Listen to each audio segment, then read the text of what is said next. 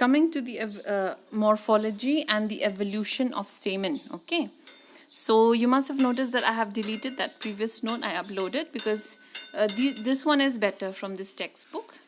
And don't be scared that it's a textbook. In reality, it's just 2 pages long. So only 1 and 2 page. This page is the only diagram, and only till this much, half this page. Okay, so 1 page diagram and 1.5 page writing. So you will not face any problem. It's very easy to study, and it always comes for exam. Okay, so looking at the morphology, the stamen is a slender organ. It is not flat. Okay, it's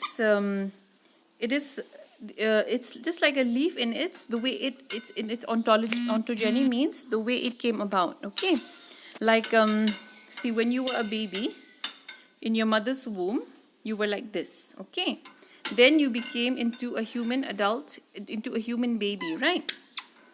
But if you look at the development of, let's say, a fish also like this only, and then it become a fish.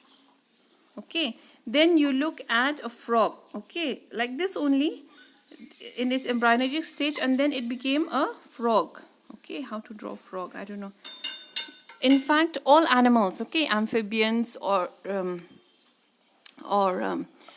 mammals or reptiles, okay, we all follow the same ontogeny. Ontogeny means how we develop, okay, from this embryonic stage to the adult. Okay, the adult stage is, we are all different. I'm obviously not similar to a crocodile, okay, or I'm not similar to a lizard, but in the ontogeny part, in the embryogeny part, we have the same. Okay, so here when they say it's just like a leaf in its ontogeny, means it began like a leaf. Okay, so it began like a leaf. Anatomy also, it's like a leaf. Anatomy means the structure, okay, the structure of the leaf. Like if I say a human anatomy, means I'm studying the structure of the body, no, the bones, okay, the nerves, the nervous system. So the stamen consists of 2 or more distinct parts: a sterile part, that is the filament, and the anther, which is the fertile part. So the function, what is the function of the filament?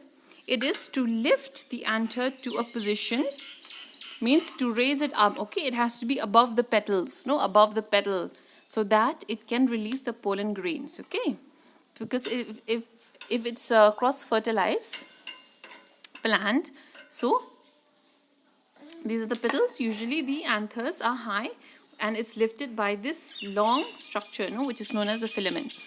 Okay, so let's look at the primitive stamen. The primitive stamen was just like a leaf. Okay, it had a broad laminar structure, so you can see here. Okay, so in ancient time, the stamen was just like a leaf.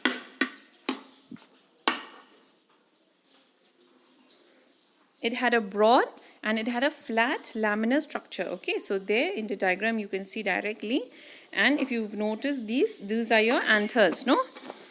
Now, doesn't it remind you of something? Remember we studied pteridophytes? Yes, you remember the ferns, we studied the pteridophytes. And remember, on the leaf, on the underside, we used to find those, remember those microspores? Yes, I think you remember now. So I think it will remind you of that. Okay, this primitive structure, it will remind you of the ferns. Okay, so we could not distinguish between the filament and the anther. Then the stamens of Degeneria are primitive. Okay, so the stamens of, just give only one example, Degeneria, they are still primitive, and the figure you can see there.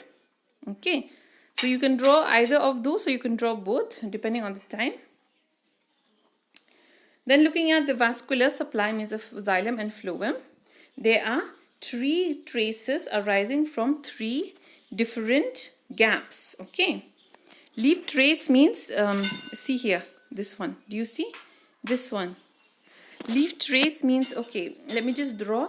Okay, this is the branch, and then let's say this is a leaf. When I say leaf trace, means from this road, from this line, this the xylem and phloem is here, and then it will trace to the side. Okay, the xylem and phloem will branch out. Okay, so that is what we call by leaf trace.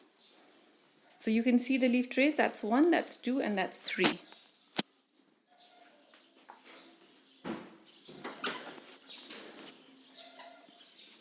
I can't find where my... Okay, then now they are superficial, the microsporangia, just like in your primitive, just like the ferns, right? So, but we are talking about how the angiosperms evolve, how the flowering plants evolve, okay? So, the microsporangia, they are superficial. You already learned about microsporangia in second sem, no? Was it first sem? Yes. When we learned about the pteridophytes, we already learned about the microsporangia, no? So isn't it like a connection? You started from the very less